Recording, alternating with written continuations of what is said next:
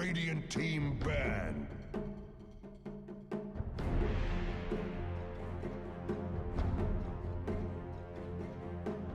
Dire team ban. Oh, Radiant stop team it! ban. Dire team ban.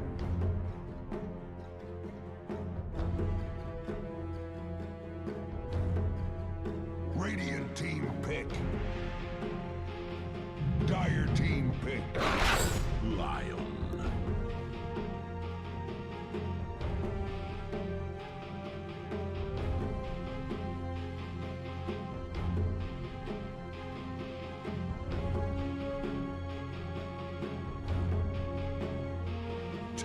Doing great, Mike. You know, two matches left, 3 teams left. We've got to see who does move on from this one. Polaris versus Motivate Trust. Winner here goes all the way to fight Boom in the grand finals, and all the teams have been looking good towards the end. You know, Polaris surprising us, not dropping any games in the past few series they've played. They've looked really solid. We had a talk last time with their team. They said they kind of just regrouped, figured out what they wanted to do, and it seems to be working. So we'll see if that maintains.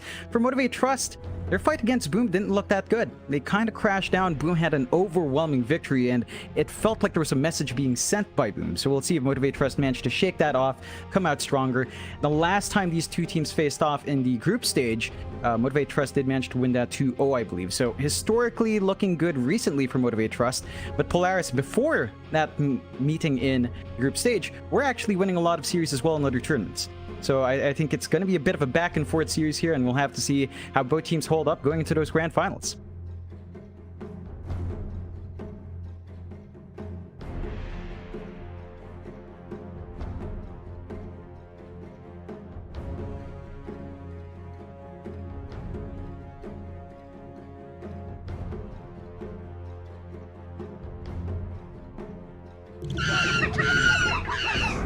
Silencer.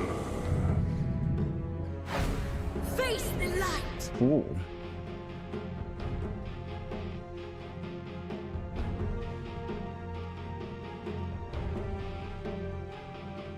Yeah, it's something we've seen Motivate Trust run a couple of times, at least at Dawnbreaker. We've seen Q play it, we've seen them maybe flex at core, but it's something Motivate does use quite often. We see the build up into the Ags being really impactful, maybe something like a medallion earlier on, a build up into a Spirit Vessel perhaps could be useful as well, but mainly that Ags rush is key timing. The Silencer feels like it's there to protect. Now you do have the Nyx on hand from Polaris, so you do have that Spike Carapace to cancel off the Solar Guardian, which can make those early Solar Guardians a bit tricky there for Q. So they've got a pretty solid counter from Polaris.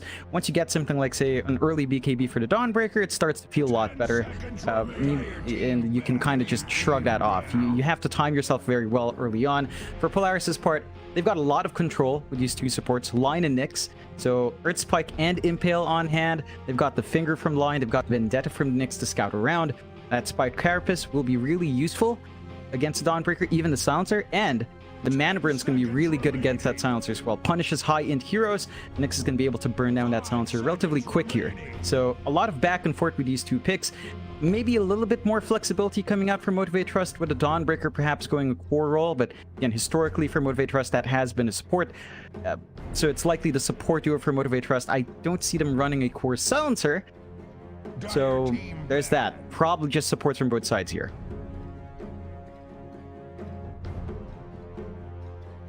Radiant team ban.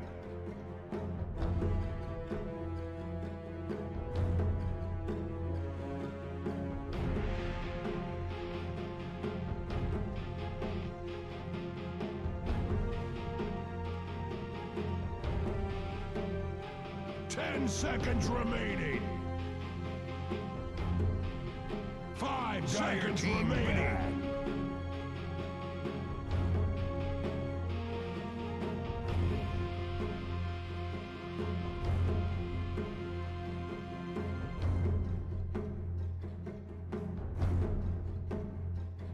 Dire team pick. Radiant team pick. Lena.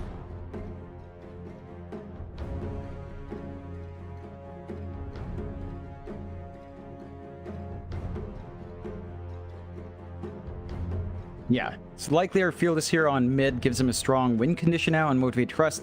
So in case they want to give Jackie something more tempo-based, they can kind of do that. They rely on the Lina to scale towards the late game. That's pretty good early spike as well. I just worry about picking Lina into Nyx. It just never feels great when you have to take these spammy heroes with spells, high int heroes down mid, when the Nyx assassin's already revealed very early on in the opposing side. I think there's a lot of ways for that Nyx to break off the combinations from Lina. A BKB is going to have to come out fast for Lina, which breaks up that usual itemization we see from Lina. So it tends to be travels, maybe a Eul's, maybe blink up, and just work towards the Silver Edge. You're going to need to sneak in some spell immunity there just so you have a game playing against that Nyx. So I think Polaris still has tools to handle that. They have a lot of mid heroes to choose here for as well for Lelouch. They could go for the Storm, for the Void Spirit. The Ember could work out. The option is also still there for a Puck. Even something heavier like a TA could work in mid. So a lot of ways for Polaris to still match that Lina's farming pace and maintain some good laning presence here.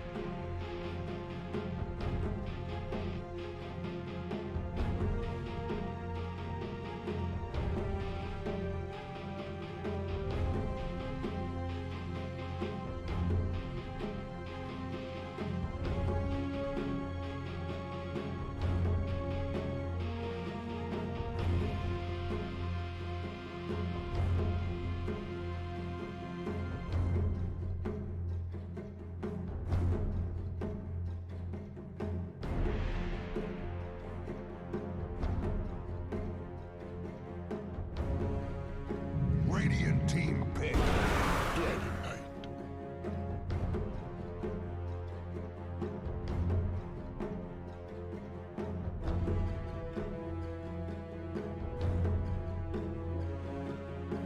Yeah, not much action there. The Lina's going to clear out the creep wave. So the DK, maybe early levels. Lina level 1 to 2 has a bit of a better time. Once you hit level 3 with level 2 Dragon Blood for the DK, not going to be easy to zone him out. He's going to have enough to play with to just stick to lane, breathe fire, maybe get the Dragon Tail out in the range creep, and still gain some EXP. So for Motivate Trust, I think playing against a DK means that you do want to prioritize runes for yourself. Kind of want to just keep grabbing rune for the Lina. For the DK, it's not as important for him to grab. The supports can just kind of commit to grabbing the runes away, and DK's pretty alright with that, even though an early bottle is valuable. And in that front, I think the supports you do have on Polaris work out better there. Lion plus Nyx can rotate towards those runes early on, and they also pick up this Magnus now, likely our offlane hero for Force. So this is something that Polaris used to love playing with. You know, it's the old adroit special almost. The Magnus comes out, they can easily go for something like a last pick PA. If Motivate Trust don't read that, if they don't ban it out, I think Polaris will just go in that direction. It gives them really good scaling. You relieve the pressure for Battle Fury timing on PA. With a Magnus around, you can kind of skip it. You don't tend to, but you can just opt out for it, rush a Desolator, rush a BKB, and have some early presence. Motivate Trust, they do go with a Raid King, which is a bit more... one of those heroes for Jackie that's a bit more tempo-based, right? Safe lane Raid King does have some early spikes. Armlet's really strong, and you kind of just run around there, get some push going with the skeletons come through. So the tempo is a bit earlier on the Raid King. It does scale a bit towards the late game, but it does take a lot more items, whereas the Lina doesn't take as much. So the late game spike for the Lina is a bit earlier, and it can kind of relieve that pressure if the game does go ultra late.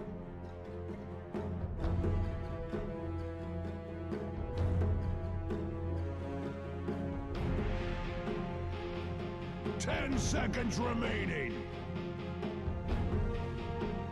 5 seconds remaining. Dire team bad.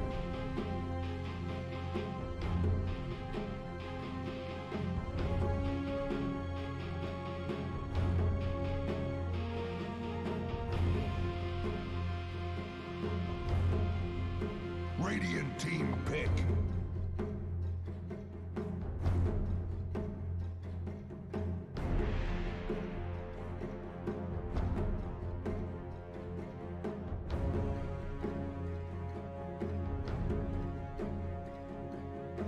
Yeah, they've got the option for Troll. We see Natsumi take that hero out a couple of times before, and they've got the Magnus as well. You can itemize for Diffusal to deal with the Raid King early on. That could be one way for players to kind of play their own momentum draft here, and it is the Troll pickup. So Empower on Troll, really strong. Diffusal build-up counteracts the Raid King.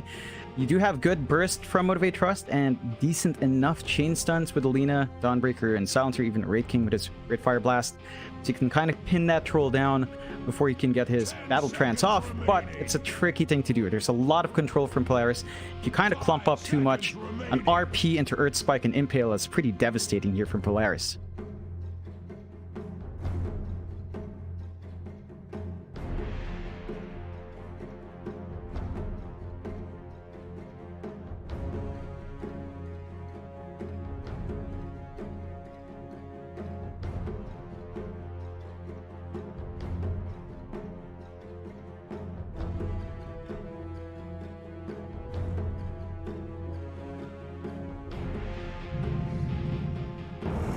What's the way? Choose your hero.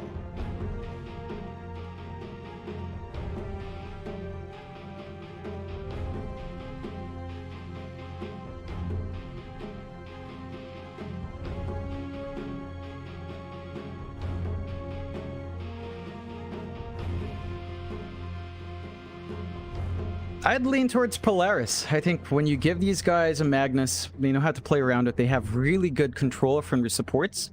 And that should mean that, you know, Mavis and Xavius should be able to rotate mid, steal away the Watt Rune, steal away the Power Rune. It's not as important for Lelouch to put his body forward there. You can just hold a lane and keep clearing out. It's Gotcha Boy who needs to get control of the Watt Runes, and his own supports rotations, they're all right.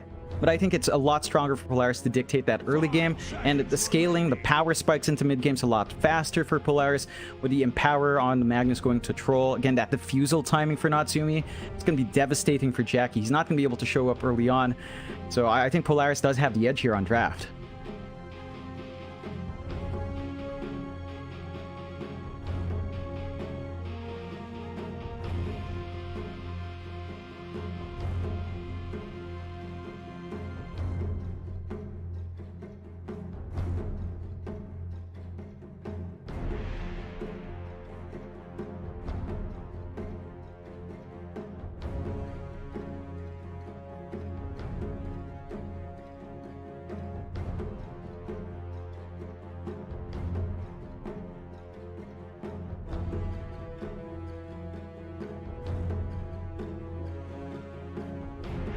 I can't help but laugh because we were having a discussion in Lobby Mike before you came in about name changes. So they came to the realization, Fearless came to the realization that he's stuck with Gotcha Boy for 1 full year.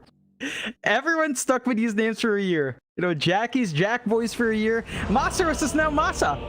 You know, there was a funny line because it's like a political line in the Philippines. Masa is like masses. I said Masa para sa masa. It's I don't know. You know, and for Polaris, they're stuck with all these weeb names for a year.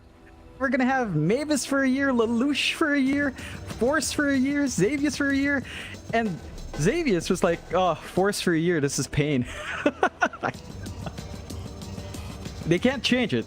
Like, once you register on the DPC, you can't change that info until the DPC entire tour ends. All tours end. So they're stuck with that across each season.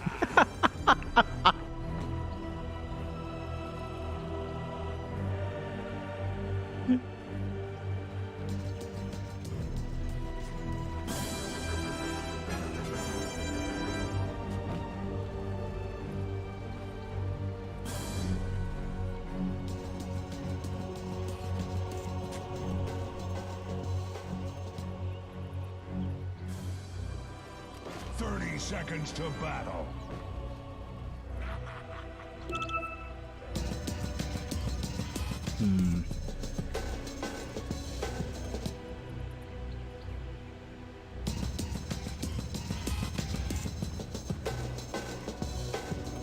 Yeah, I think the double AoE stuns from Polaris are a lot stronger. Then down to those two supports, Lion and Nyx on the same team, Earth Spike and Impale.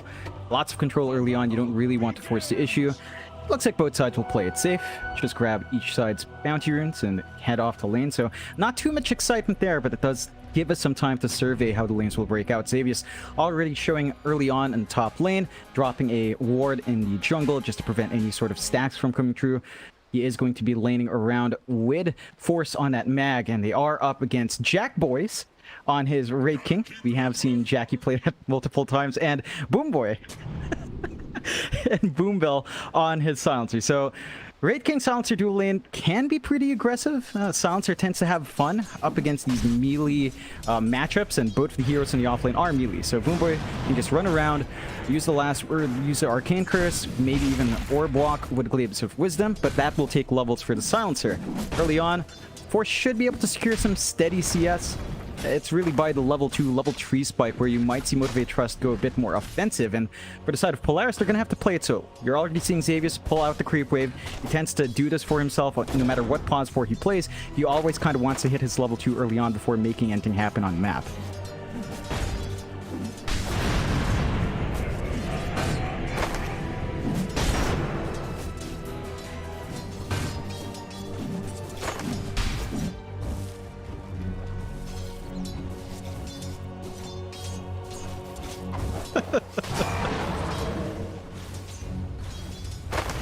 This would make a great story for you. Dire top under attack.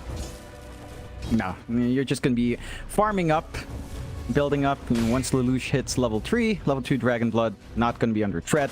But Gotcha Boy also has the range to just avoid a lot of the spell spam from Lelouch as well. This is a pretty interesting lane, and outside mechanics, although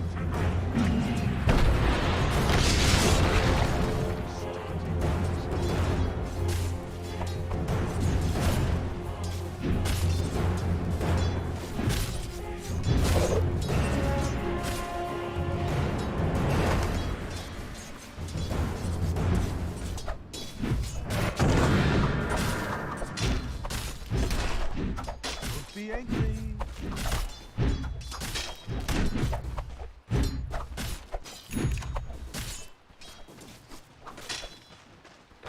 I don't think you can really zone out that troll here. You have to deal with all the counter control from Mavis when he comes in with the Earth Spike. You're also double melee on the side of Motivate Trust here, so Mavis has a really easy time lining up the control if you do overcommit.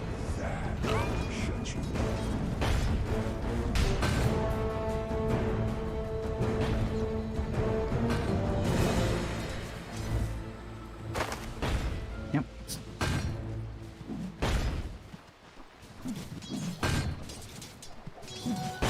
Yeah, but the back and forth between the Pango and the Magnus does have an easier time in the jungle. Sure, you can kind of clear out the camps fairly quick on that Pango, but the Magnus just has so much more potential there with the Empower.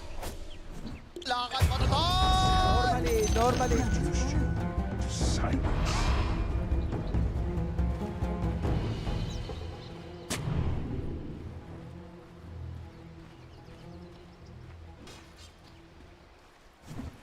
Yeah, and for Xavius, he's going to need level 2 up soon. I think he might even just opt for Mana Burn to start burning down that Silencer, take away his mana, so you can just play the lane. As long as Boomboy has spells up, again, it's a dual melee lane up against Silencer. You're not going to have a good time. You can't zone out this hero, and he'll always kind of win out that harass war there.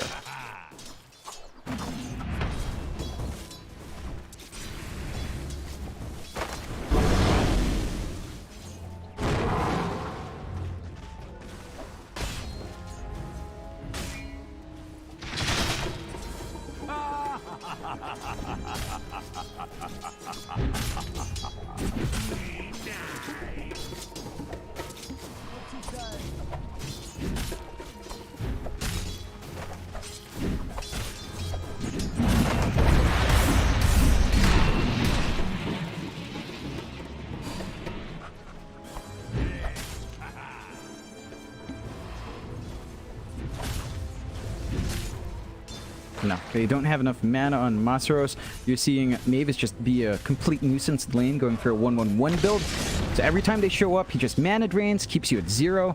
And if you can't cast your spells here in a Pango, you don't really have much presence. You rely on that shield crash, you rely on the swash to get your harassment off and to clear out the wave. Masa Ross just doesn't have much to do, and he might have to rely on some catch-up farm down the line. Like, there's not much relief Q can bring, because he lands the combos, there's no follow-up stun, there's no real follow-up damage. They're not that bursty in this lane for Motivate Trust just yet.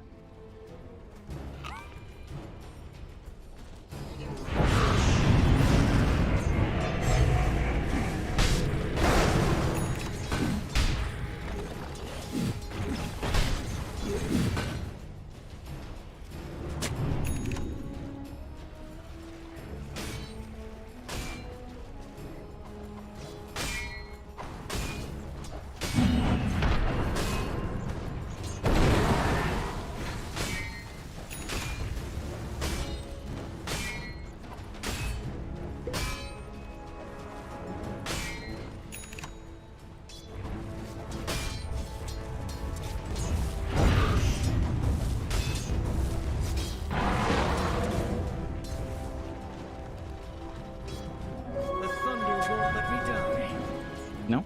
And I think that does provide some relief to the side lanes, especially for the off laners. The safe laners aren't being zoned out.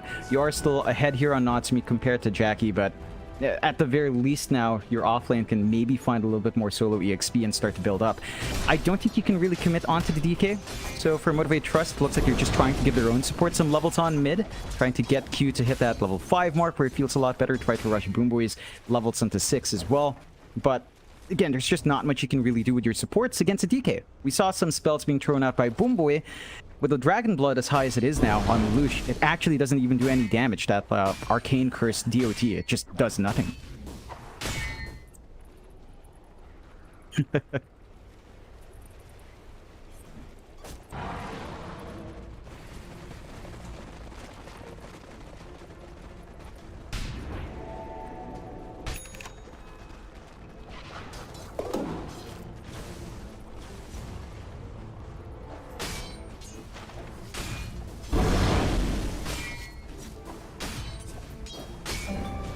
I'd give it towards Polaris. Again, you're building up, you're playing slower against a Magnus draft with a Troll and a DK. And eventually, both the Troll and the DK can farm really fast with the Empower. Even the Magnus is going to hit that Blink timing, going to maybe the Force Staff or Guardian Greaves for durability, and run from there. Saying that though, Mavis...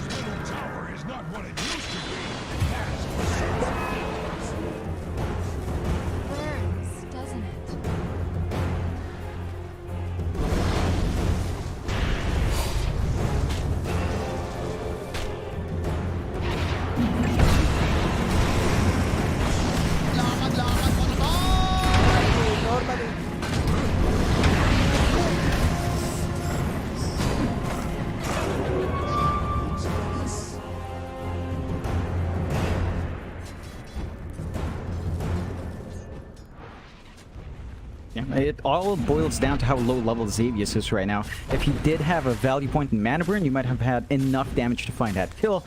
But our Nyx is really starved. Even Mavis on the lines ahead of that Nyx, so they need to get some space out to get the EXP flowing here to hit that Vendetta time and start running out. Xavius though, under a sentry.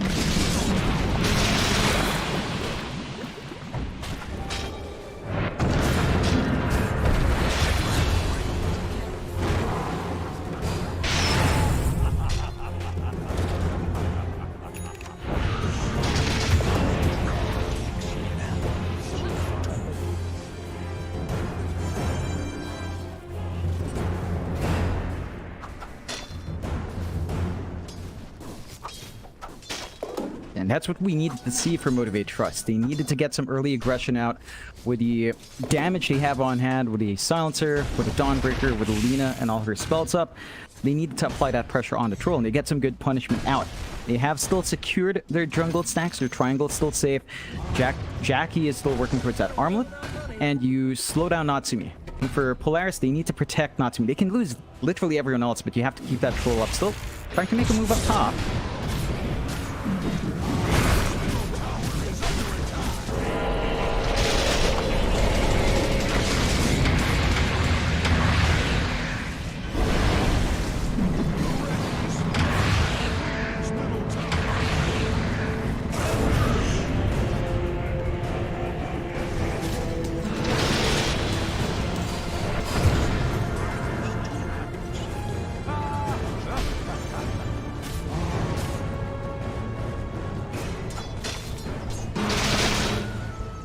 Not a good trade for Polaris. They don't find anything for their trouble, really. Just a reincarnation life. And at this point, Jackie can just play in that top jungle. No towers taken.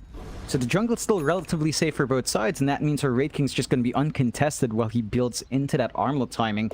For Polaris, they need to hit that diffusal timing on Natsumi. I think he's going to want the S and Y on top of that. He's going to need some stats to tank through the hits from the Lina, from the Raid King. There is still some good damage flowing out from these heroes without too much itemization. And Motivate Trust, knowing that they got an opening from his kills from the time they wasted from Polaris, are making moves down bot. Pushing that tier 1, DD up on Gotcha Boy. Not going to take too long to melt that objective with the right-click speed you have on the Lina at this point. Dire's top tower is under attack. Dire's top tower is under attack.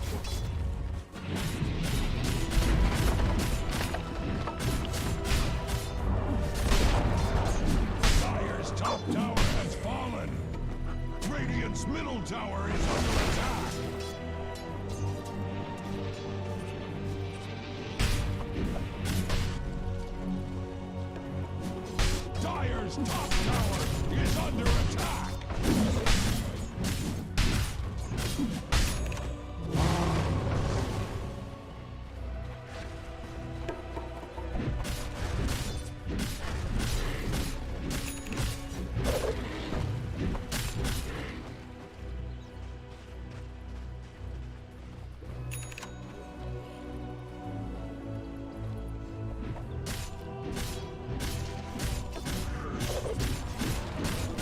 I think you'd want to wait for that little bit more farm. Still down mid, Lelouch.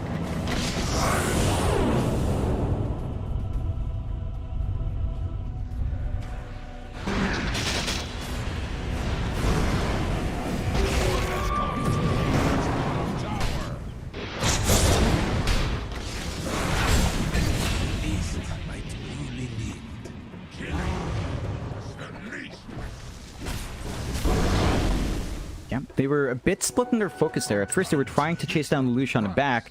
They changed gears and tried to go for the line instead, and doesn't pan out. Now, Gotcha Boy's all alone top. Structures can take over. Radiant cares to heal.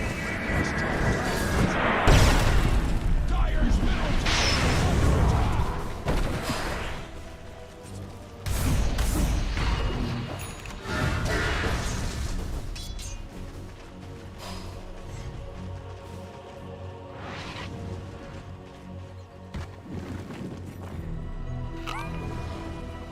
Yeah, just a bit late in the Spike Carapace there from Xavius. I think he just got it off cooldown and just got enough mana right at the last tick. So didn't manage to cancel it off. The healing was enough to keep Gotcha Boy up, and that's where you see the strength of that Dawnbreaker. It just provides a global presence, and you already have that early holy locket for Q as well. So the healing is amped up very early on, and it just gets a bit difficult for Polaris. They need to be really mindful of their Spike Carapace use here to win out these trades, as the Dawnbreaker can just show up at any moment. Still, 2k lead running for Motivate Trust off the back of these missed opportunities for Polaris, but you are still farming up in the troll. You're still behind the Raid King.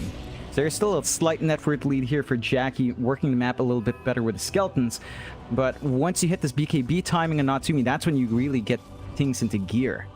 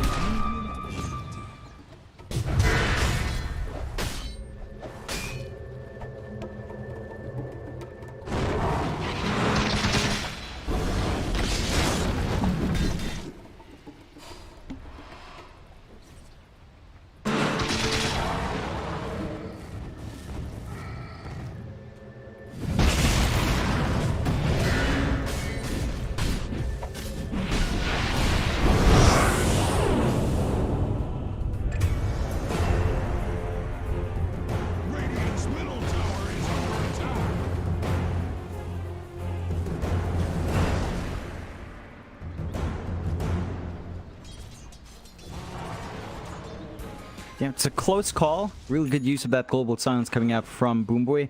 That is a very long cooldown that's down now, though. And Polaris, they didn't have to pop RP. It's still up and running. It's a bit difficult for Force to find the angles. He does not have the blink up yet. He opted to go for the early mech to sustain.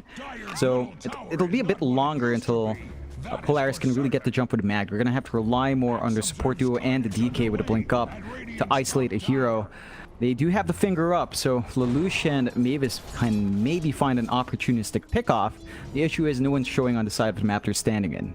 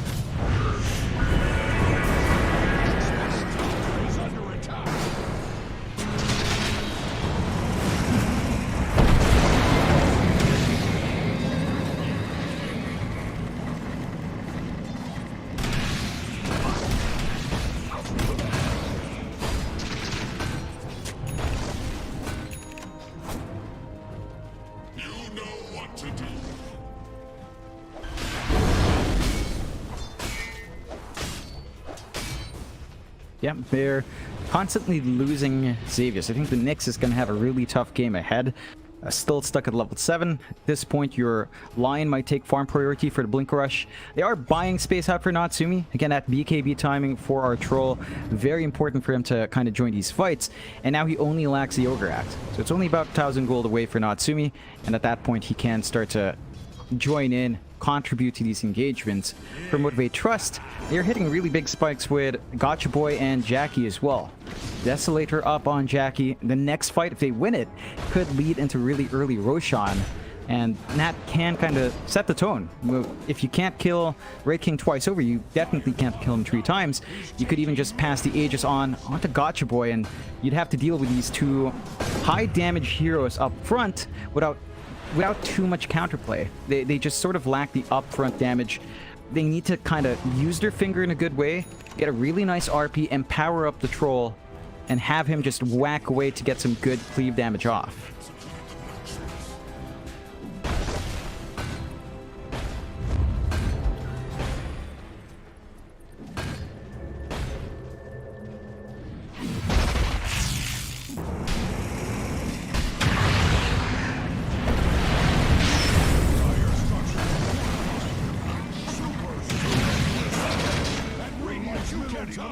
Puny Radiant hides behind their fortification. Dire's bottom tower is Radiant's middle tower is under attack. Radiant's middle tower has fallen. Dire's bottom tower is taking many wounds. Radiant's middle tower is They are fairly close. They're smoked up here in Polaris. They would love to have their Magnus to skewer RP, but they're just going to have to find a different angle.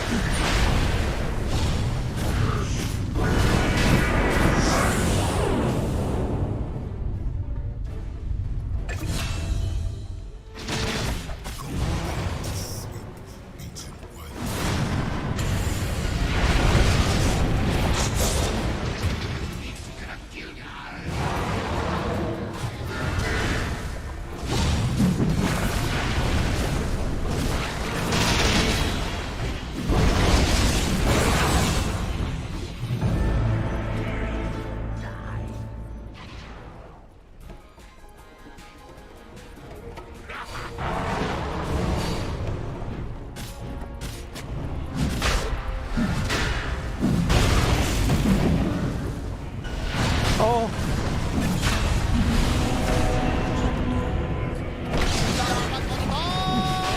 Normally.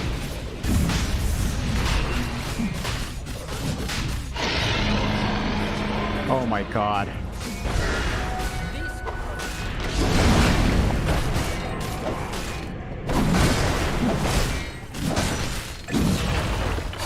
meat torn from blood and bone.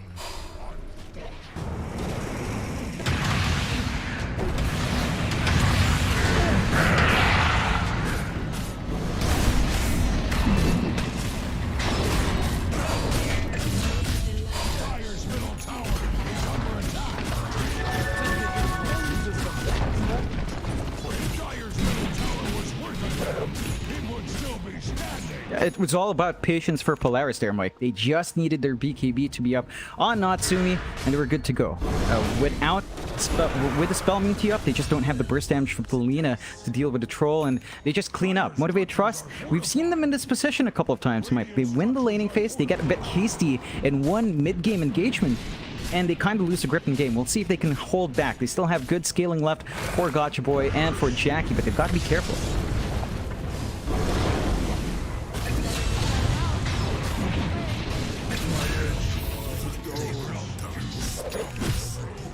Dire's middle tower is not what it used to be. That is for certain. Dire's middle tower is under attack. Dire's middle tower has fallen.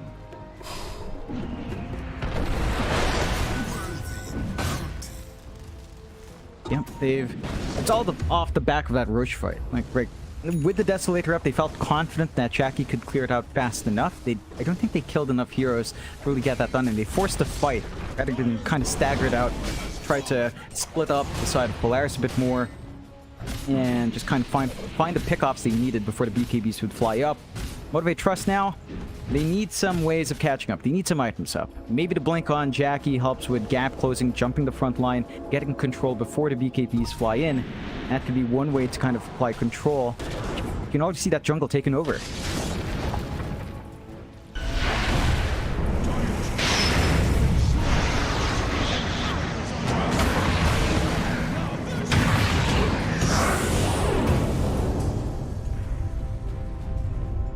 Radiant's courier has been slain. He's almost.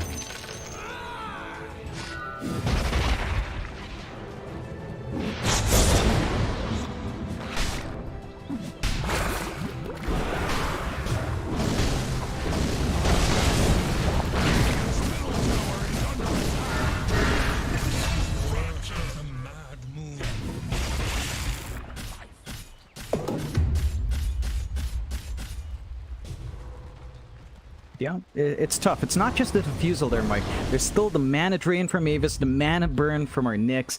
There's so many ways of handling that Wraith King, and I think that's where the Wraith King pick just didn't instill too much confidence from the draft for me. It's just a tough game. Like, you're gonna need it at that Ag Shards up, but there's so much more Jackie needs to have presence. He still needs to blink. He's probably gonna need a BKB as well. It's gonna take a lot of farm to hit those points. Wraith King can farm fast, but her map space has shrunk so much here.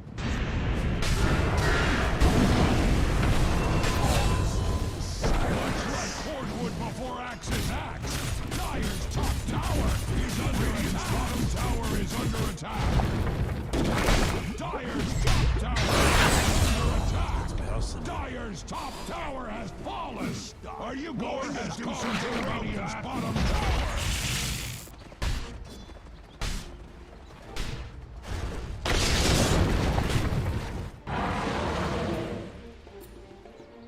It's down to a couple of factors for Motivate Trust, Mike.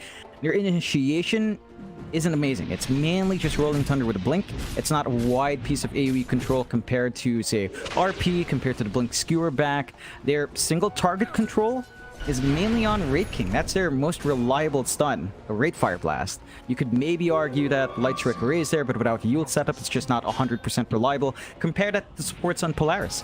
They've got Earth Spike, they've got Hex, they've got Impale, they've got Vendetta to scout around. There's so much more for Polaris to play the map to find these pickoffs now. Whereas for Motivate Trust, I think their best bet is counterfights. Bait in Polaris to try to make a play, be on point with your global silence usage, and use that silence window as your burst window. You know, that's the time where you can fight and kind of find your own kills.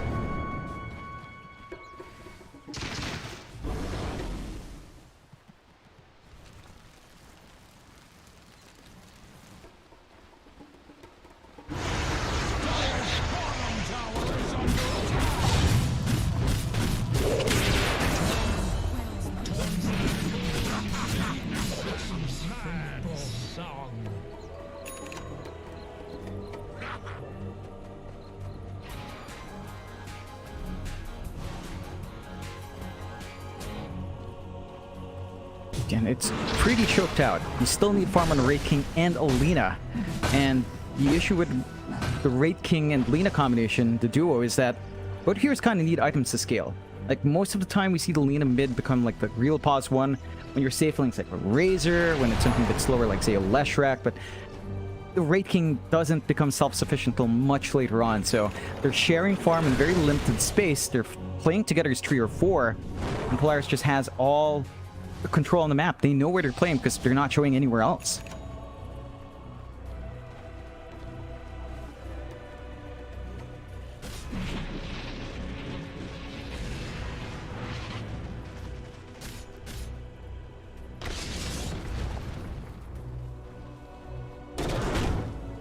Oh.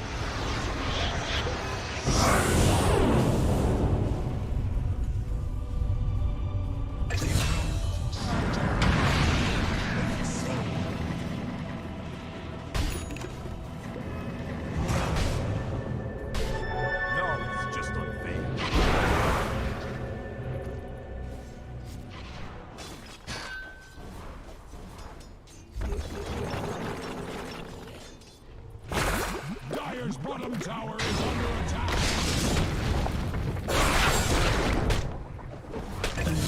Will always back sheds a tear for Radiant's. Metaphorically speaking, Axe does not actually cry. There's just not much room for them to go around.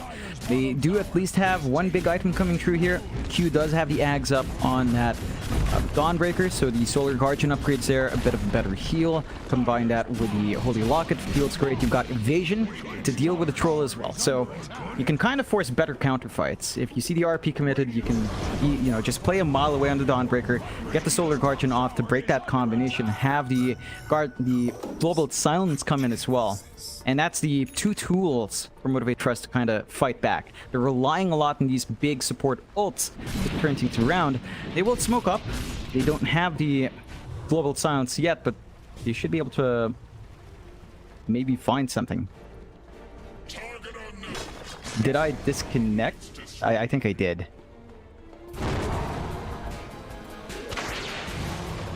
Oh.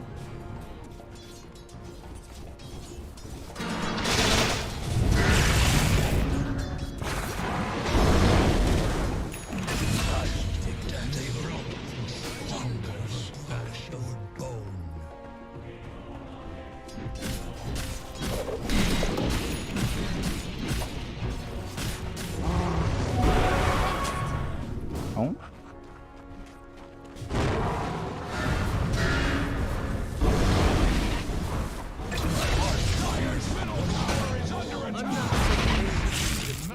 Song.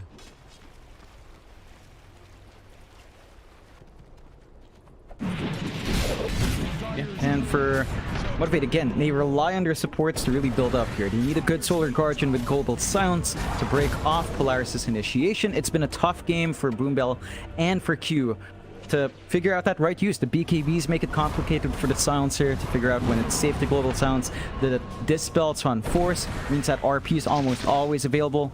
That Guardian Greaves up. And Motivate Trust are still farm starved on a Raid King Lina. They're 3k behind each, behind the DK. Not a good sign. These heroes need itemization. They need to at least equal footing to be able to get their hits off. It's still a ways off. They will smoke up once more and Motivate Trust though. All their spells up. They just need to find that one hero to kill.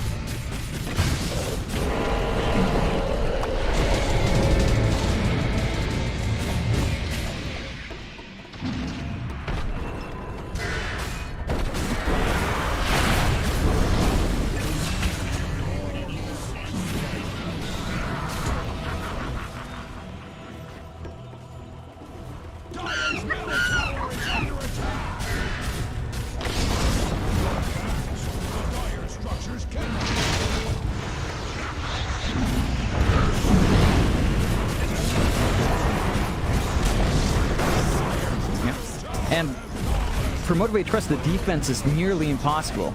No Solar Guardian, no Global Silence, there's no way to break that team fight off from Polaris. And Polaris can just clean up. They take the mid racks, they're gonna go for top next. They could play it safe, pull back for the Roche, and go again. I think they have enough to actually just go tier force right after.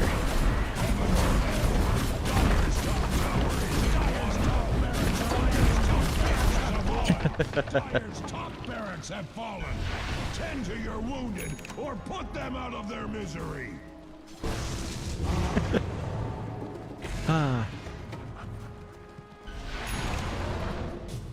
Yeah, it's just been on point.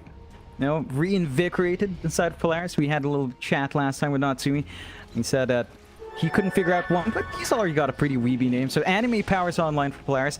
Motivate Trust again, smoke broken by Xavius.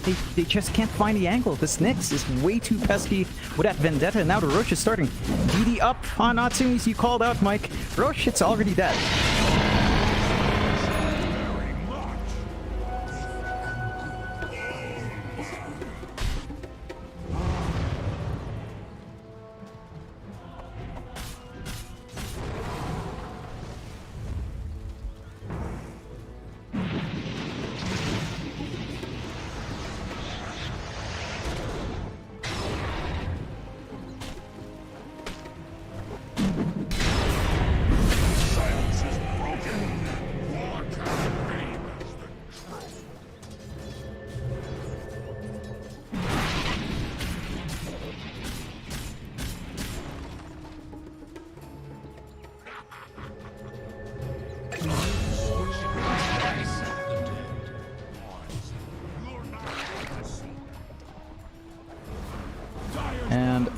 Motivate Trust, one last set of racks here.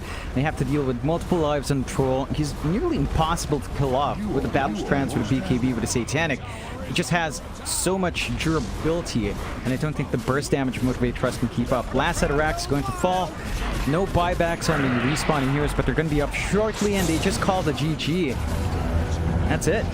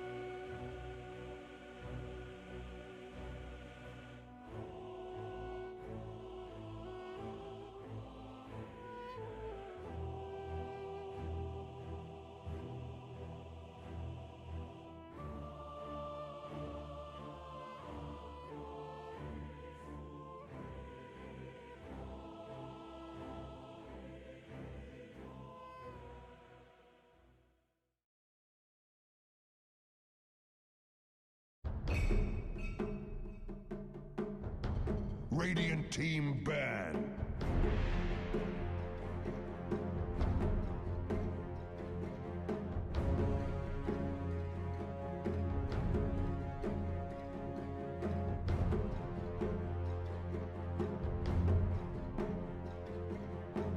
Ten seconds remaining. 5 seconds remaining.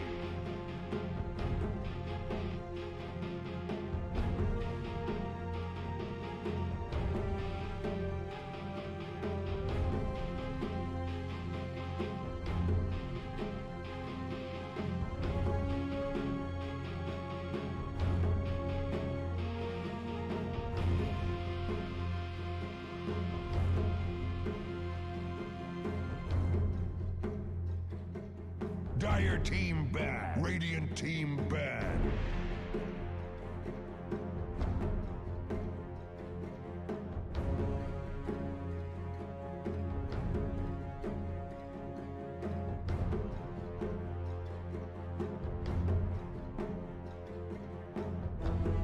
Ten seconds remaining.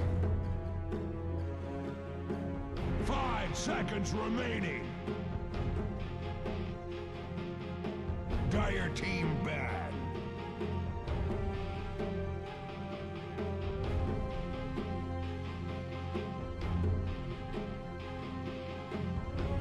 I'd like to see Motivate Trust take more activity early. I think they had a pretty good time going off the laning stage.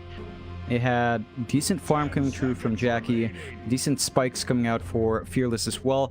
It all kind of played a bit too slow. Now, it may be boiled back to those supports, as we said last time, Mike. The Dawnbreaker and Silencer just made it that they couldn't really rotate around all too often. They had their big team fight spells for long cooldown ultimates on their supports, so their rotation potential wasn't that strong compared to Polaris. And even though Polaris wasn't making use of that rotations early on, they were stalling out long enough for Natsumi to just hit BKB timing, wherein you kind of lose out on the effect of the Solar Guardian in terms of control. The Global Silence to break off the fight wouldn't stop the troll. So I think they just kind of took their time a bit too much here in Motivate Trust, and we've got to see them play a little bit more aggressive to punish Polaris when they do find a bit of a slower start there. Dire team pick. Weaver.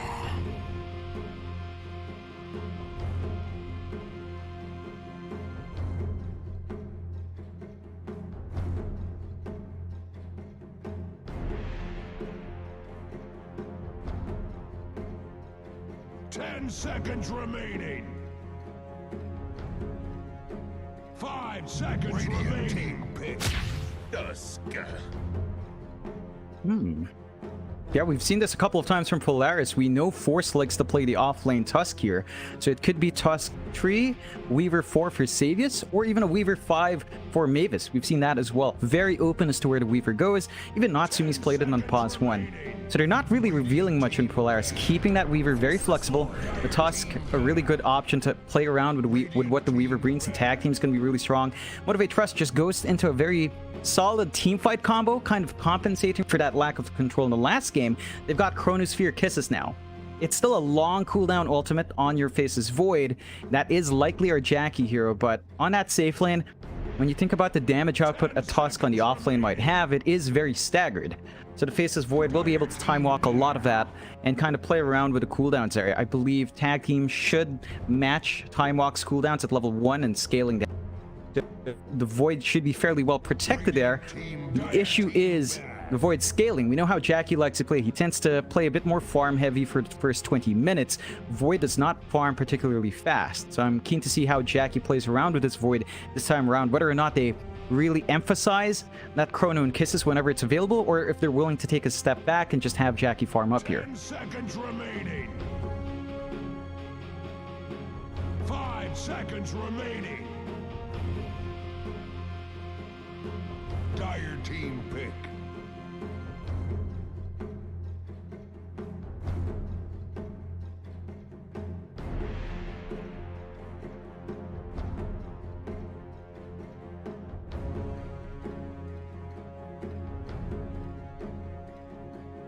Ten seconds remaining.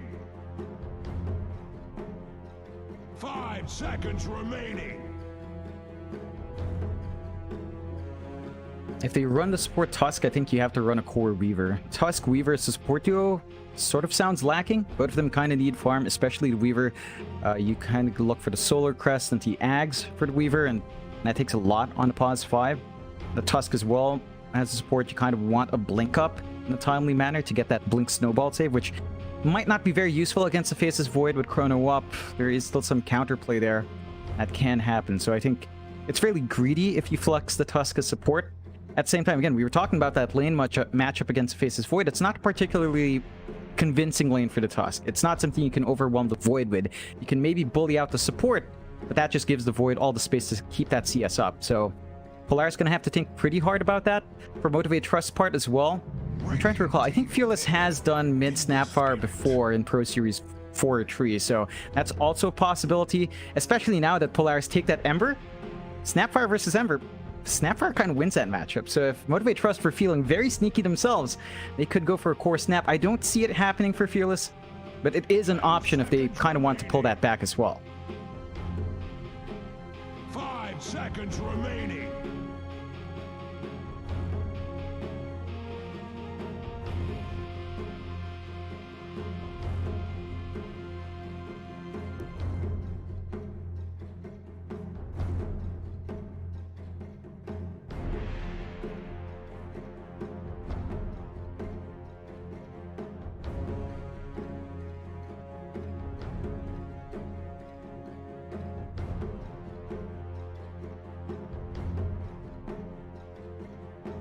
Yeah, I feel like on the support position, kisses are enough. You kind of want control for the Ember outside of Chrono now. So no option for Lion. You could try for a Nyx. That could be a pretty nice way.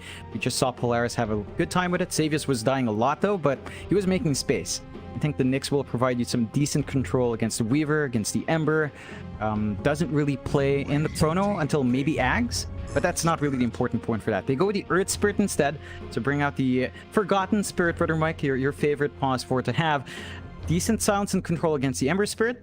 It still doesn't contribute too much in the Chrono, but you can kind of play with Magnetize there, so there is some more damage coming in from your support now. It does kind of leave the question of the Snapfire's position. That should be a 5.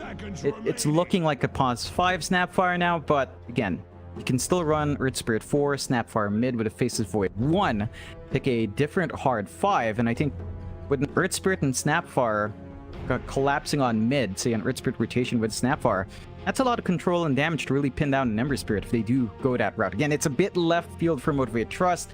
I don't think Fearless was the biggest spammer of it in BTS Pro Series 3 or 4. That was mainly Yopaj and Abed when he was in Southeast Asia. So I don't think it's quite in his encyclopedia of heroes, but again, he's done it a couple times before, and they might do it. Enchantress coming out for Motivate Trust, that is looking like a Snapfire mid.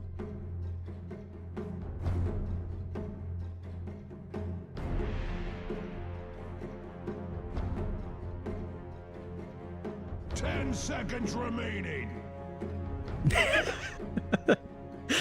seconds remaining. I don't think so, Mike. You know, when Earth Spirit mid was, when Earth Spirit mid was a thing, that was with Snapfire mid as well, wasn't it? It was the same time period, and it was also Yopaj.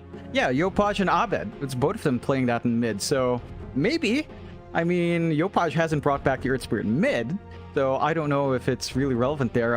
Against Ember Spirit, I'd prefer Snapfire. Like, you just have so much magic damage, Mike. It's just too much to give up if you go Earth Spirit mid. Unfortunately, Mike, the green guy is going to stay in the background.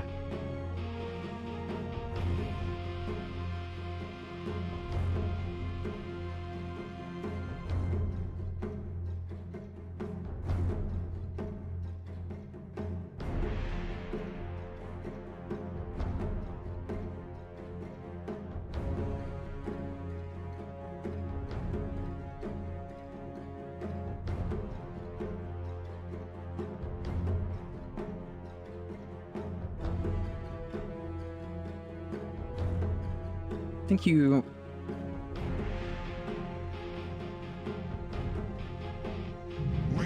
Yeah, it's not the earliest presence coming out. They go with a Raid King pick first, so that is hammering the support Weaver, and that might be all our cores picked up here for Polaris. Again, they could still flex Tusk as pause 4, Weaver 5, go something else in the off lane here for Force, but I feel like you kind of want a different support. Again, Tusk Weaver doesn't provide you with the most reliable way of keeping heroes down. Like, the shards are pretty good, the snowball's there for control, there's not much follow-through outside of Ember Chains and maybe a Raid Fire Blast from Raid King.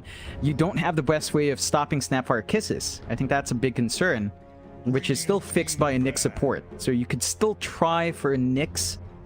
It's not super valuable against all the other heroes. Like, it's not going to deal with Enchantress well. It might deal with the Earth Spirit decently, but not reliably. So I think Polaris are finding them in a tough spot with that last pick.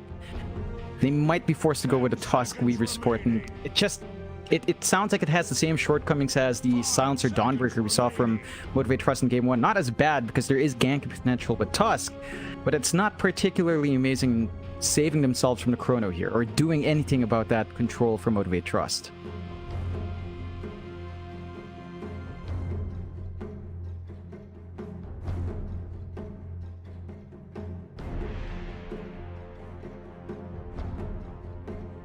Entire team bad.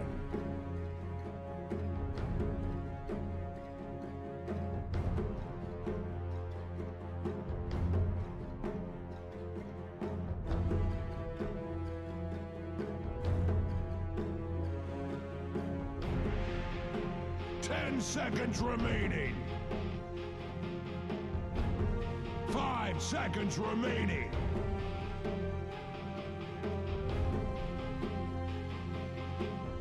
Radiant team pick.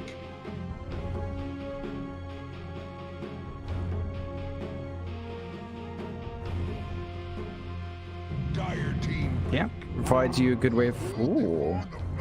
Oh, okay. You know what? I was playing some late night pubs yesterday. I was chatting with Masaros.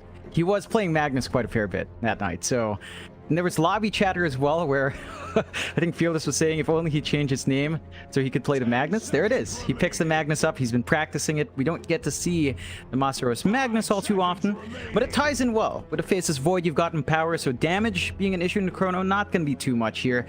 You have a way of amping up that Faceless Void, and you have a way of making him flash farm as well. Polaris, Grimstroke picked up. That is looking like the offlane Tusk now for Force, so they're just going to try to play with the Soulbind. They don't have the best Soulbind combos though, like Walrus Punch, Crit Fire Blast, really it, not much else. I suppose now for Polaris, with Savius playing that Weaver, their best save from the Chrono is Time Lapse. So Weaver Ags might be really impactful here from Polaris if they can get a good timing on it.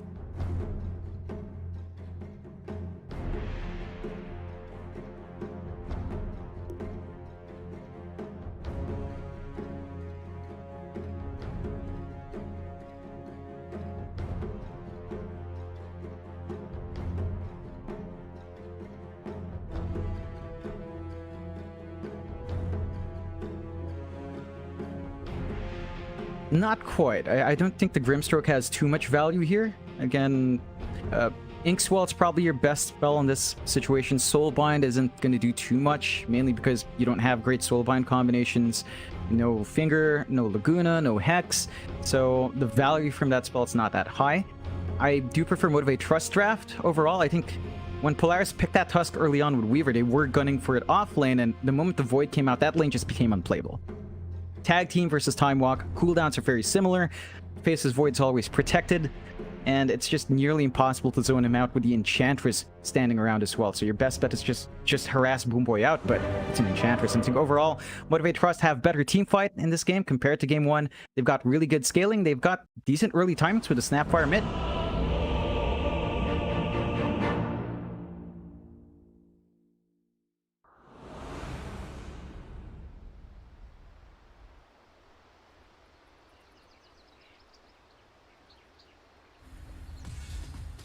Prepare for battle!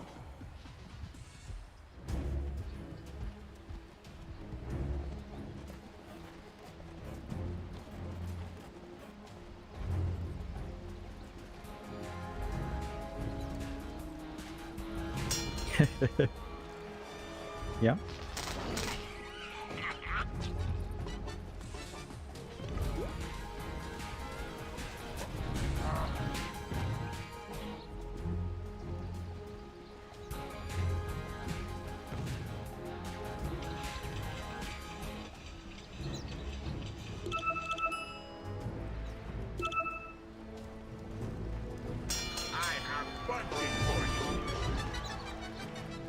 Yeah, not going to get that first split opportunity they want.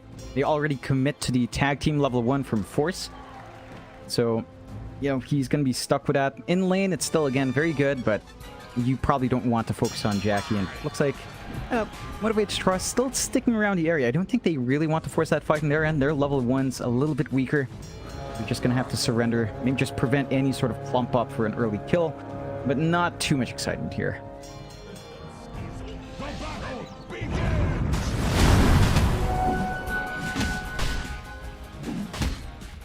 This we gotta keep limber.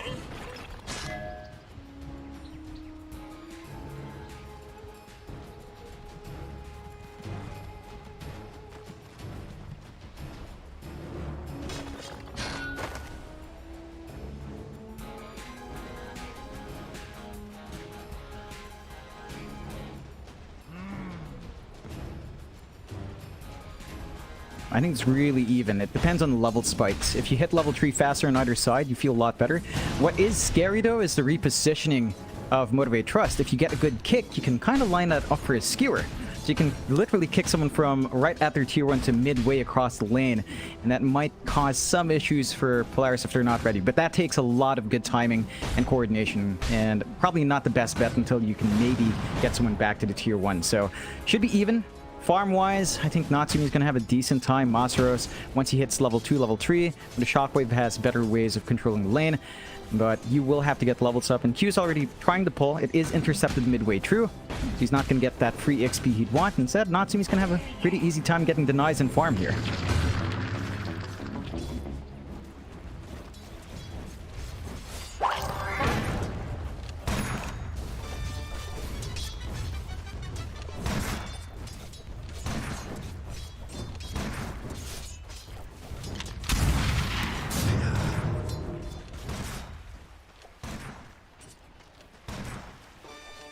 I think it's a constant advantage for the Snap. For the Ember, it comes down to mechanics. Like, I like what Lelouch is doing in comparison to what we saw Masaros do in the first game he had to play against Snap. He did go for 1-2-0. So no Flame Guard. He knows it's going to burn. There's no point in getting that when the Snapper just nukes it down. And instead, he's looking to play aggressive with the Searing Chains and Slight, which is what you need to do. Now, for Lelouch, he has to kind of use that Select to farm and to dodge out the Cookie and the Scatter Blast. Not the easiest spells to read, especially the Scatter Blast.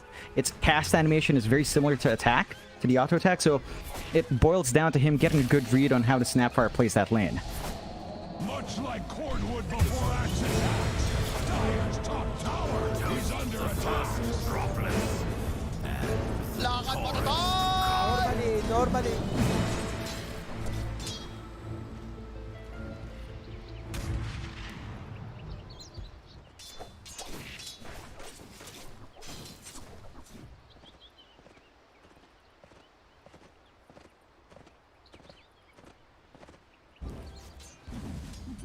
This one's really even. I don't think you're going to be able to harass out the Weaver and the Tusk with a Faceless Void +1.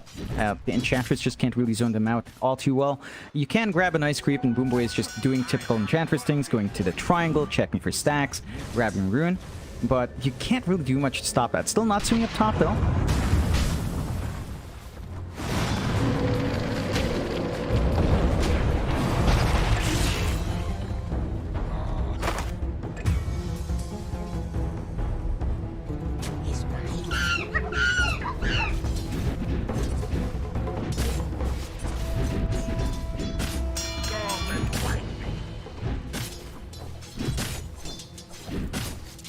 I'm a bit surprised but avoid dying. In fact, I'm a bit surprised by Jackie's build. He opted for Time Dilation level 2, leaving Time Walk at 1. And we talked about the back and forth with Tusk and Faceless Void, kind of boiling down to tag team cooldown. You look at tag team, like level 2, 21-second cooldown. Level 2 cooldown of Time Walk is 18 seconds. So by level 2 Time Walk, you don't die. But Jackie instead opted for the Time Dilation, which you can't really hook up aggressively with the Enchantress. You could maybe try to play with a slow stacking with Enchant, maybe get some control off with a creep, but for the most part, Jackie's been alone in the lane. He took a massive risk going for a more sort of offensive build with Time Dilation to get some slows off, and he's being punished. I think he's going to have to reread the lane, respect the fact that if you don't have time walk up, the physical output of a Weaver and a Tusk would tag team up, can overwhelm a Void, and it's just, I think it boiled down to that skill choice. Like, again, level 2 time walk would have saved him. The level 2 time dilation doesn't do enough to stop them from jumping you. Normally.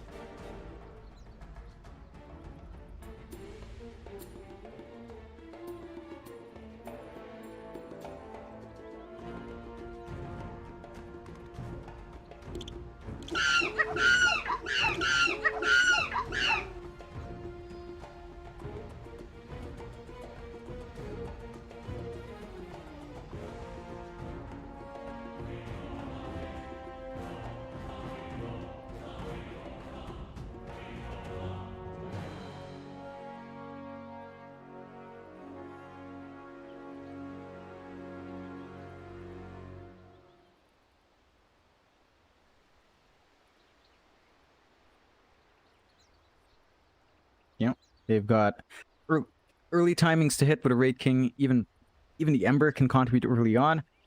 The push potential coming through with the Skeletons can overwhelm the side of Motivate Trust if they're not careful. They've got decent wave clear, but that laning pressure is still going to come through from Polaris. So Motivate Trust has to really protect their win condition, ensure that the scaling's there.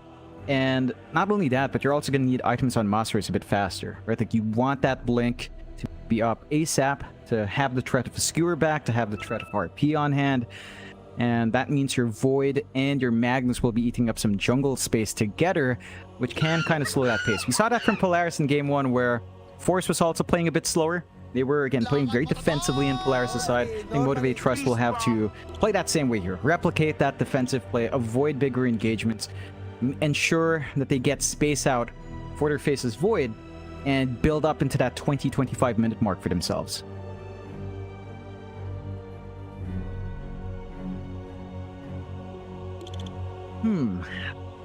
Did I have... No, I actually didn't. I do have a donut waiting for me in this series. Yeah, like, you know, we're going to have a bit of a break going to Grand Finals to give whichever team goes in to play against Boom a little bit of a breather.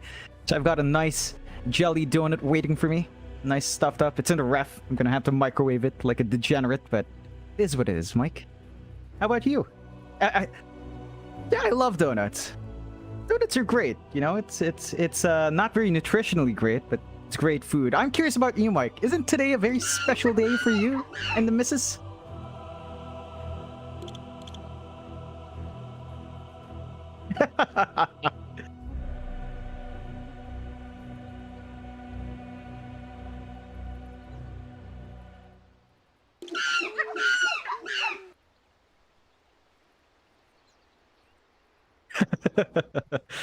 It is. Absolutely, Mike. You know, could definitely tell. Happy anniversary to you, Mike, and the wifey. Hopefully she's happy. Hopefully she's happy, and hopefully she's not watching, Mike, after what you said.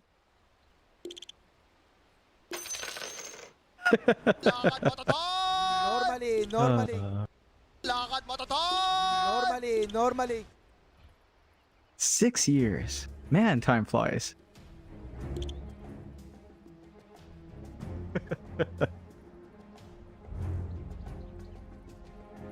Yeah. 6 years with a... I believe the Australian term is ball and chain, is it not?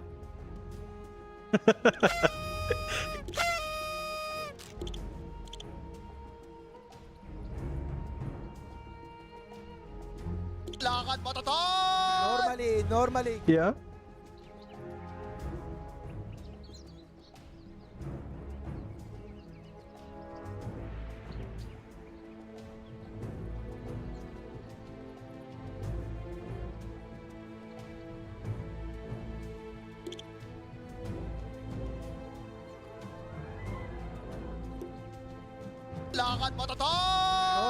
Normally.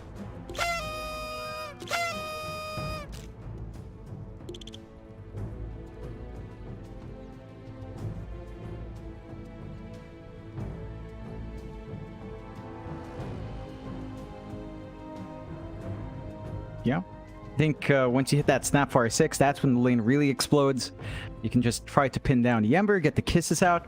Again, Lelouch has gone for the right play. He's opting to max out Sleight of Fist and Chains. Whereas, I think even when we saw Masaros have to, Fearless have to deal with Yopaj's snap in the second game they played against Boom, he went for a 1-3-1 build. And I think that's still not enough because you can't really fully threaten with just level 1 Searing Chains.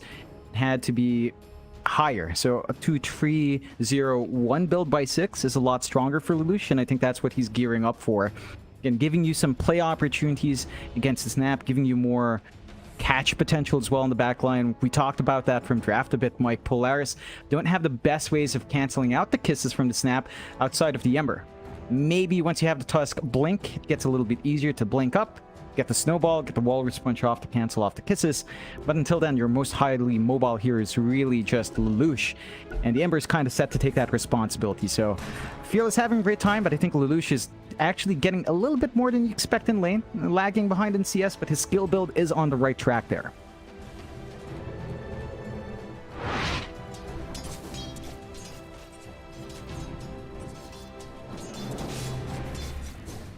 Lakad mo to! Normally.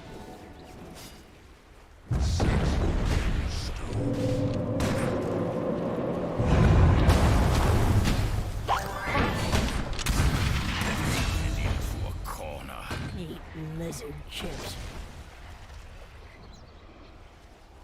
I think you're still alright with that in Polaris' end, and then because you're giving Lelouch a little bit more room in the lane, you know, get some CS, get some EXP for himself, rush that level 5, rush to level 6, which is when the Ember starts to be able to kind of hold that lane against the snap. You don't want to be at half a level disadvantage even, because that kiss timing from Fearless, we've seen it from Yopaj. Once that kisses is up, Ember can't really do much about it.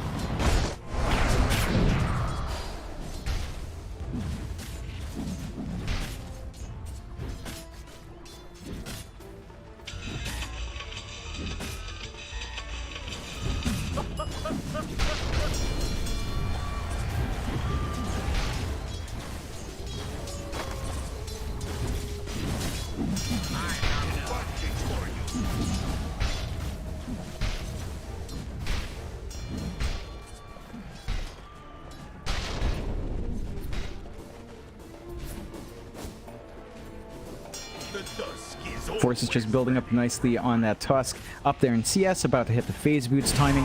Which is when the right-click damage coming through where that tag team starts to really escalate. Jack Boys, though, using that time dilation well. Savius is actually in trouble.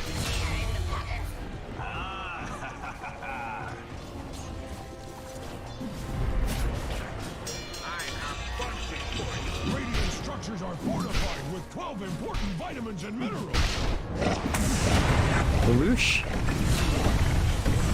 Dyer's middle tower is not what it used to be. That is for certain.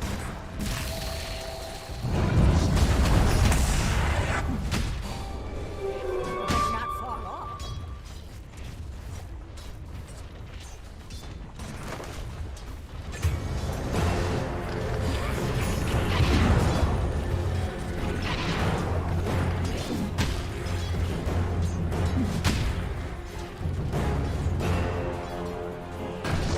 It's a good pick off for Polaris, just bullying that Magnus when it's left alone. We kind of saw Motivate Trust do the same thing when Force was playing Magnus.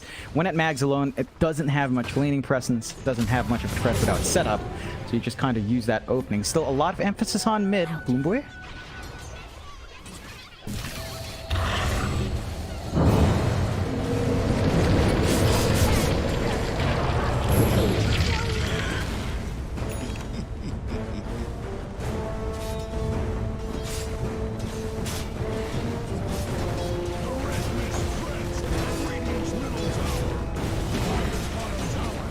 Yeah, they've got the damage. Motivate Trust not in position to really defend.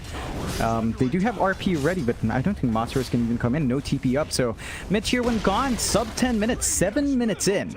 Very early T1 for Polaris to take, and that opens up the map. They can start to apply pressure in the jungle, check out the triangle for stacks, slow down the Magnus and Face's Void farm, and just throw off Motivate Trust pacing if they're not careful here.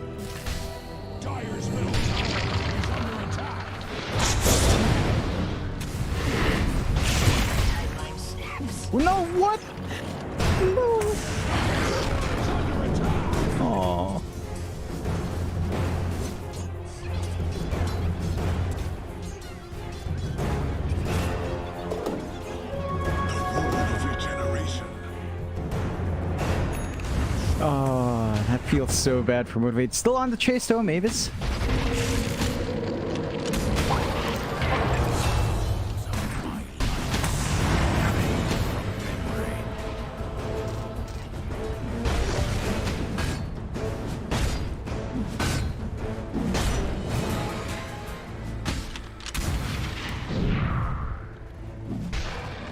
Yeah, I think they maybe expected that they could stun out the stack and get the last hit off onto the Weaver.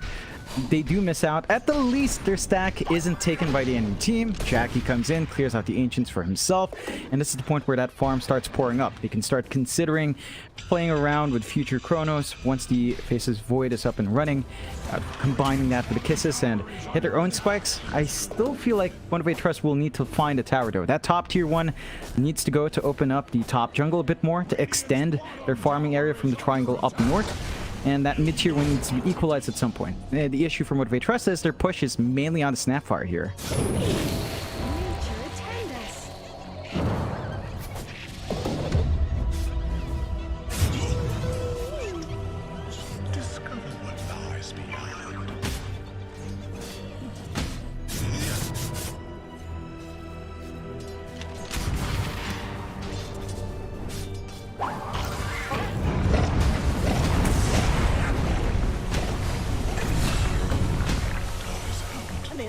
Some of their starch.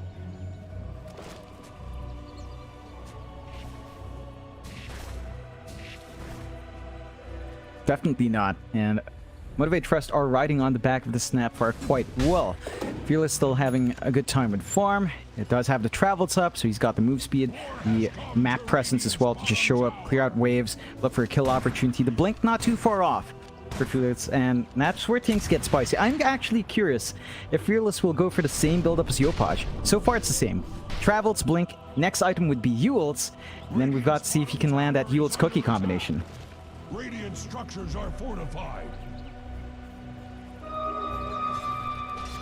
Radiant's bottom tower is under attack.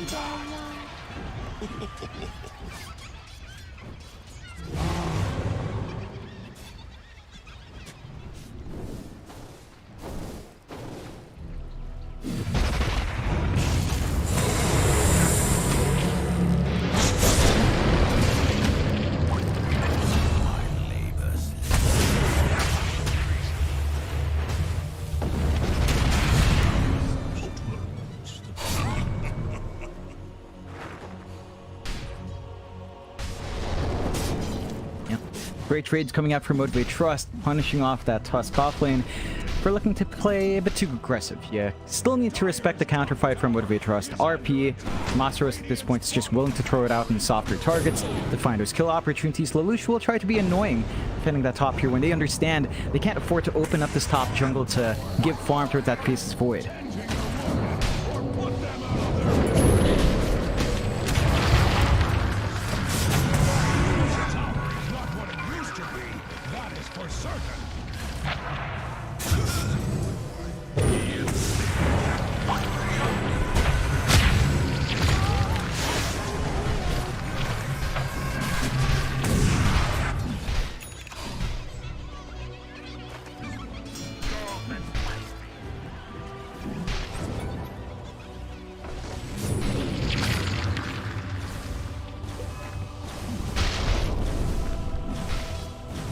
Just great use of their movement advantage with the Ember. Like, Lelouch is actually setting up all these kills for his team, having to follow through with the Inkswell, timing his chains out right to get that control off.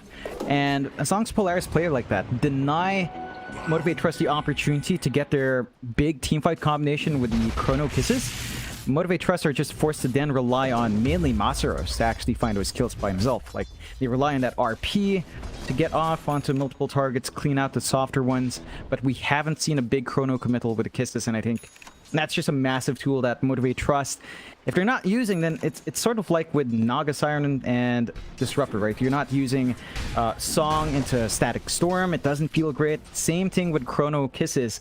If that combination doesn't fly through, you're losing a big part of your tool to take these fights, and Polaris can just play very well against it.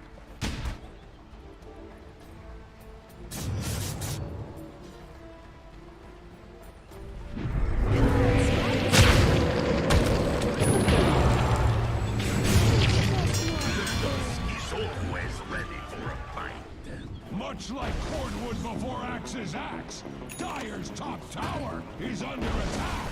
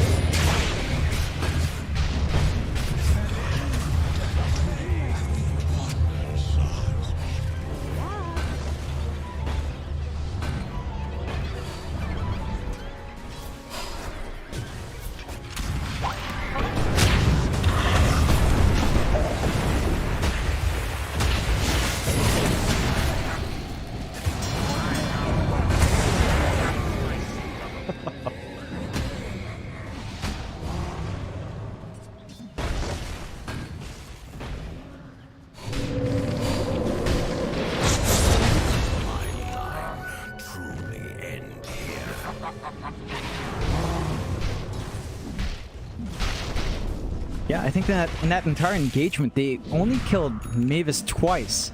Like, it was Mavis that died in the chrono, and Mavis who dies after respawning.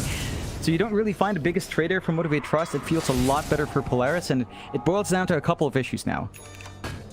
You have Void into Raid King. Your chrono will not kill off a Raid King twice over in that duration. You just can't. So you're always going to catch him out and not have enough to really kill him off. They do manage to catch out Xavius, but no detection somehow.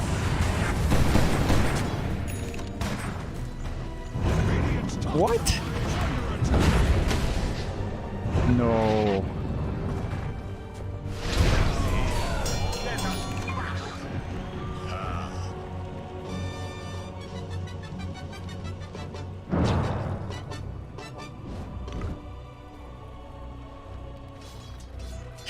Yeah, it's looking pretty ugly right now. They come out strong from lanes once more. Maybe Jackie's lane is a bit slower.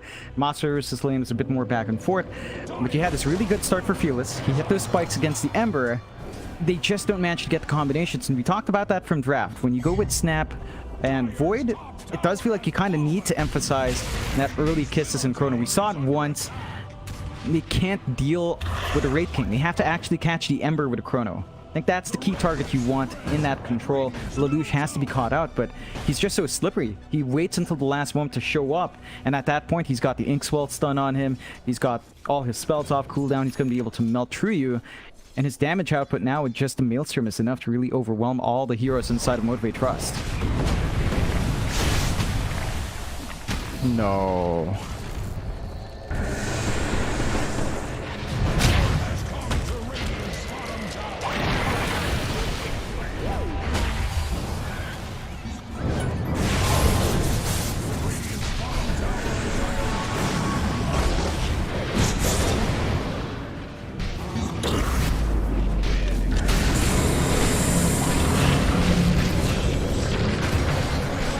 Oh, God.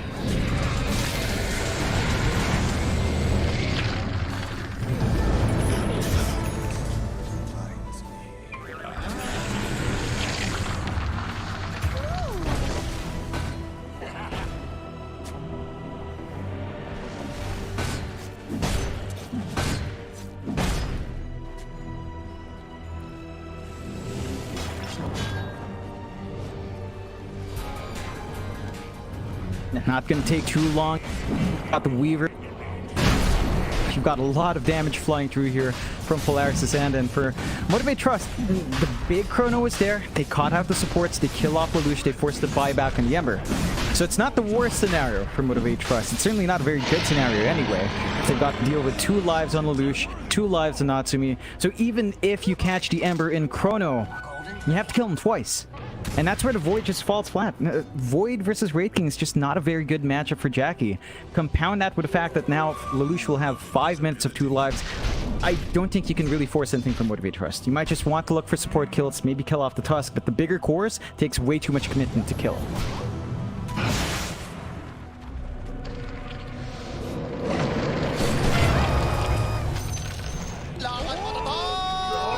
Normally. Radiant's top tower is under attack.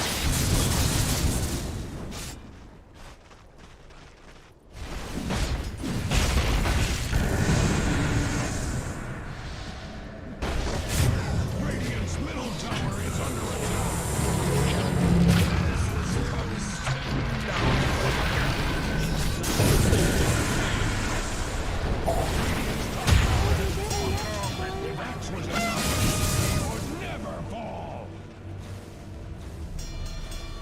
Radiant's middle tower is under attack.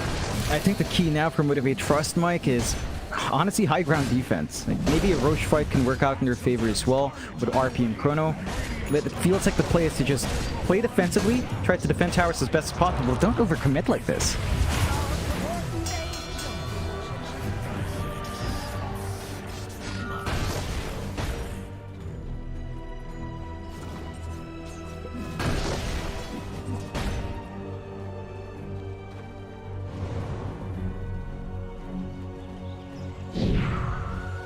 Radiant's middle tower is under attack.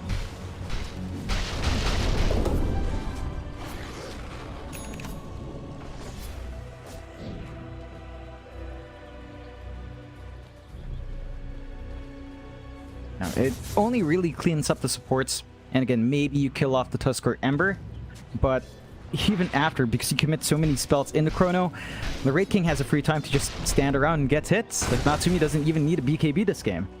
He doesn't have any control to worry about because he knows all of the spells will be thrown out on his first life in the Chronosphere. Although Natsumi a bit forward, keeps RN to defend that bot tier 2 here.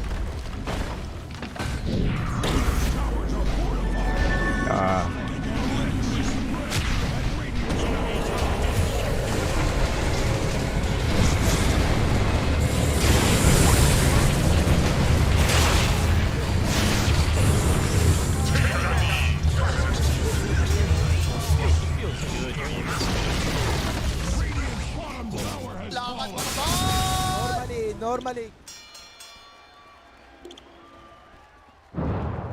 No, it's not. That's a very... I don't know if desperate's the right word, but a very forced Chrono out from Jackie, right? A Chrono onto the Wraith King, the one target you know you're not gonna kill through that first life, or through the second life through Chrono. They take the first life, that gave enough time for Lelouch to find a better angle. You suddenly lost all your control and damage to deal with the Ember. And Lelouch still stands around, still has Aegis for a minute and a half. The bot rack's not gonna last too long. Mega creeps or any further racks are still out of the question. Mid tier 2, top tier 2 still stands.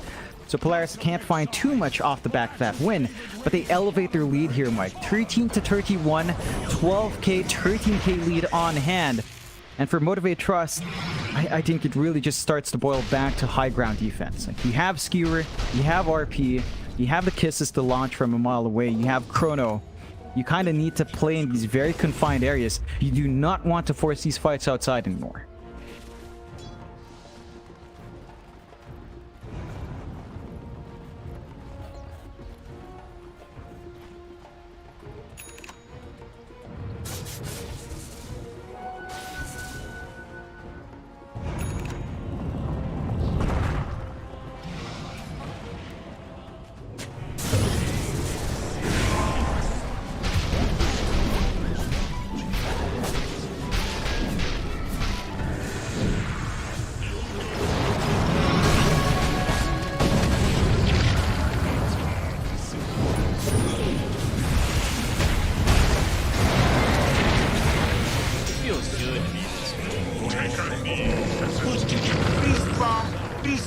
The crowd goes wild! This observes carnage underway at Radiant's top tower. Radiant's top tower is under attack. Yeah, it's a tough game. It all boils down to just holding high ground, maybe baiting them in close to your fountain, and just going for the skewer plays back. You can get a couple of big streaks back your way, get some gold back in that manner, and hope that your Void, your Magnus start to build up there. The big issue now is you're EXP starved on the snap. Like, Fearless is still level 14. The last time we saw that mid snap from Yopaj, he'd be around level 18 at this point. We're going into the level 20 mark, you know, hitting those talent spikes with the little shredder using attack damage, then he's starting to itemize for the Daedalus. And that's still a sort of a pipe dream here for Fearless. And there's not much they can really do to compensate for that. They don't have map control left. Look at all the wards from Polaris. Watching the lanes, all very aggressive, ensuring that no one can step outside base, and just punishing any sort of farm here.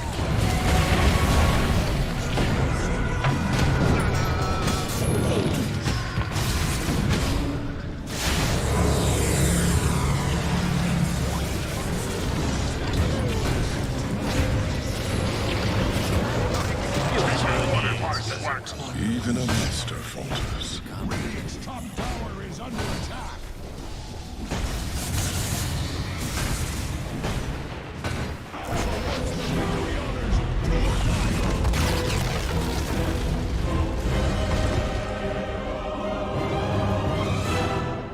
I wouldn't have